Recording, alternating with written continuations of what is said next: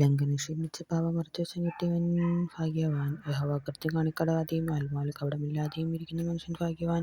ഞാൻ മിണ്ടാതിരുന്നപ്പോൾ നിത്യമായ ഞെരുക്കത്താൽ എൻ്റെ അസ്ഥികൾ ക്ഷയിച്ചുപോയി. രാവും പകലും നിന്റെ കൈ എൻ്റെ മേൽ ഭാരമായിരിക്കുന്നു.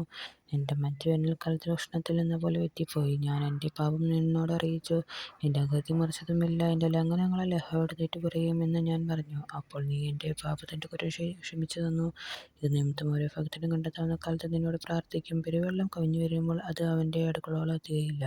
നീ എൻ്റെ ഉറവിടമാകുന്നു. നീ എന്നെ കഷ്ടതയിൽ സൂക്ഷിക്കും. രക്ഷയുടെ ഉല്ലാസവർഷം കൊണ്ട് നീ എന്നെ ചുറ്റിക്കൊള്ളും.